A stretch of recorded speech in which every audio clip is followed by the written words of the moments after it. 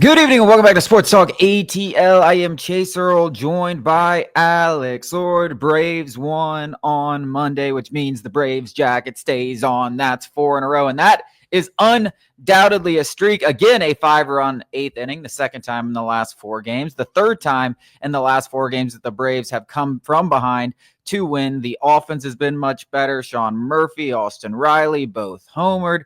But as has been the case, every single time over the last, I guess it's still only been a calendar year dating back to last April with the beginning of the 2024 season. Every time something good happens with this team, it's like surrounded by bad news in the form of an injury. And Spencer Strider, who was supposed to make his highly anticipated Truist Park debut, tweaks his hamstring while throwing catch. Now, the reports initially were like, oh, it's just a tweak. It sounds like a tweak, right? Like it sounds like something 15-day IL. He'll be there. He'll be back in the swing of things in a couple of weeks, a month at worst. Well, then, he's having an MRI on it. It's not exactly what I want to hear when I'm thinking about the first piece of good news all season. And it's just insane. I have never seen a team get this bitten by the injury in any sport, not even football, when there's supposed to be injuries every week. We're playing baseball and guys go down every single day. I mean, 2 key guys are dealing with injuries every single week for the last year, it seems like. It's beyond frustrating, and it makes no sense. I don't know what the hell happened to the gods, the baseball gods, to make us deal with this, but maybe we did sell our soul for that 2021 World Series. Someone's not living right. I don't know. I mean, it's unbelievable. I got there like every single time now that somebody gets binged with a fastball, or last night, Austin Riley sliding into home plate and his hand kind of got like jammed up a little bit. I was like, oh yeah, he just fractured his wrist. Like worst case scenario, my brain is going for these. And it shouldn't be that way. Like we're playing baseball. Yeah. And like you're sliding in a second and I'm fearful you're going to break your wrist. That shouldn't happen. Every time Chris Sale throws a fastball below 94 miles per hour, I'm scared. Twitter is like, oh, he's dead. He's dead. He's never going to pitch again. Chris Sale is done. And listen, generally fans are just overreactionary, but like to a certain extent, a hit dog is going to holler. No, I mean, I don't blame him. I mean, I'm thinking the same thing. I mean, I was at the start that Chris Sale made, and I swear to God, my eyes could not leave the velocity board. It was like every pitch, I was like, okay, that's 95. Okay.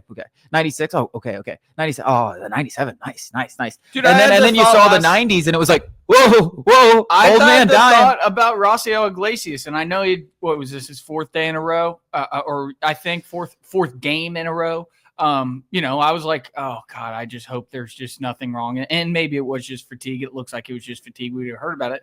But we are a very, very hurt fan base. I mean, we are that, getting hit at home where like even the slightest hand up, we are flinching. Like that's just what this fan base has come to. And it's bled into not just the injuries. It's bled into some guys on a slump or Ozzie Albies, and you're seeing articles written, is Ozzie Albies any good anymore? Yeah. Is Rossiel Iglesias cooked because he hasn't had the greatest start to the season? And listen, any of those things could be true, but I think we should wait maybe more than 3 weeks before we start saying guys that track records of being all-stars are all of a sudden chump change. Now, the injury thing, I can't explain. It's truly unbelievable. What did you see in the Braves game last night that I thought – the one thing that stood out to me when I was doing my recap of the game is like Spencer Schwellenbach got hit hard, and I was like, he didn't have his best stuff, but he pitched 7 innings and gave up 2 earned runs. And it's like, is that not the sign of a guy who's in his 26th MLB start? And we're sitting up here saying, damn, 7 innings, 2 runs, kind of a tough start there for you, Spencer Schwellenbach. I think that's a sign of who he's become and what we've come to expect from him every time he toes the mound. The Cardinals were hitting the piss out of the ball.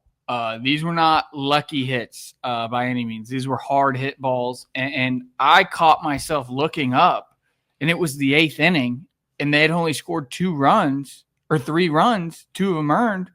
And I was like scratching my head, like, that was a pretty good outing for Spencer Schwellenbach, and it just didn't feel like that.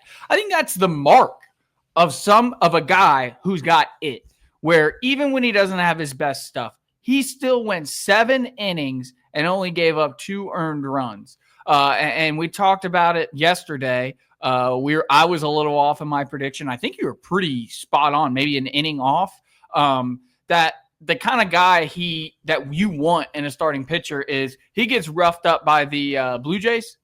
The Blue Jays, and he's chomping at the bit to go back out there. Still didn't have his best stuff, but still somehow managed to go more than any pitcher goes in today's game. Nobody's going 7 innings consistently, and now he's already done it a couple of times. He didn't do it all last year or something like that. Somebody said on the broadcast. So that is really encouraging, and I think more than that, I do want to praise Spencer Schwellenbach, but the bats. The bats are starting to pick up, and everybody is doing their part. Whether it's Matt Olson just getting a ball into right field to score Austin Riley, or it's Mike Harris at least lifting the ball to get that sac fly. It's no longer, even though Austin Riley did tank one, even though Sean Murphy did tank one, though that led up to that, it's the little things. And I think one thing in particular that should be pointed out and really should be praised, highlighted, whatever you want to say, is to begin that 8th inning rally.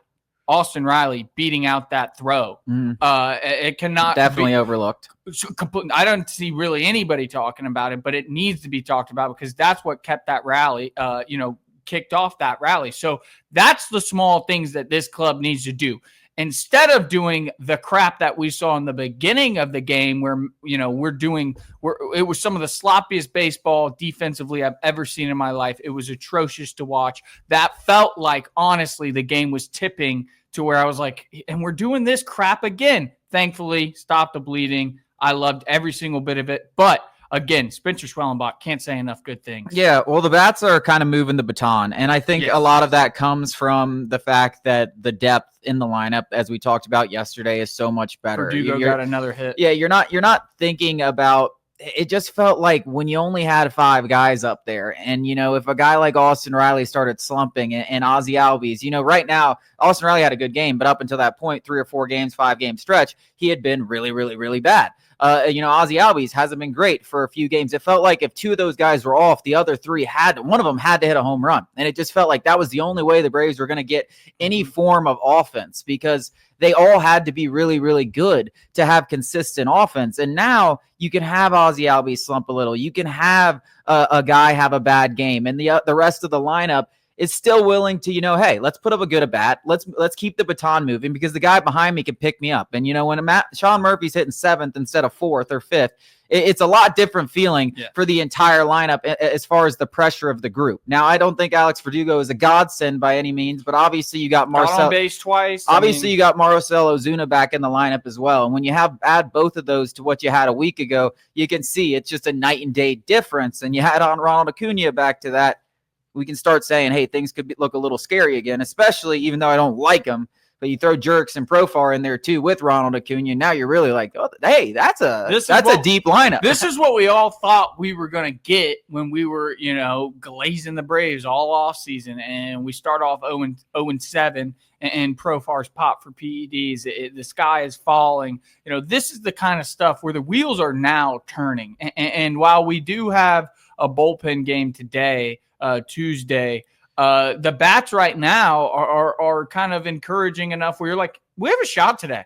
And 2 weeks ago, 3 weeks, we are losing this game 10 times out of 10 3 weeks ago. Well, you got a bullpen game followed by a Bryce Elder game. Yeah. Well, I don't know if they'll go with A.J. Smith-Shawver over Bryce. Probably not because they're going to need Bryce Elder back in the rotation now. So I think they're just going to stick with Bryce Elder to be in there unless they want to. There's ways they could work around it. They could put Wiles back in there. They could move Bryce Elder to a long relief role, and they could start A.J. Smith-Shawver, and then they have an off day tomorrow, and then figure it out down the road with Spencer Strider on the IL. But you're right. I mean, listen, guys, the bullpen has been better of late, but it's not good. No. And the rotation without Spencer, won't have Rossiel tonight. And the rotation without Spencer Strider is not good. It's not good, especially with Chris Sale pitching the way that he's going to do. The offense has got to carry this team. Yep. It's got to get us through this rough patch that we're going through. And so far, they're doing that over these 4 games. The schedule gets easier. They do have the D-backs and Dodgers coming up, very 2 tough teams. But outside of that, you're talking Colorado. We're talking Pittsburgh. We're talking the Washington Nationals. We're talking about the Cardinals this series. You talked about the Twins. Like that start that we had to start the season is about the hardest stretch of baseball we're going to have to play this entire season. And I think you're starting to see that. Hopefully the Braves keep things going tonight, even though it's a bullpen game. I think they will. A lot of good things coming out of Truist Park.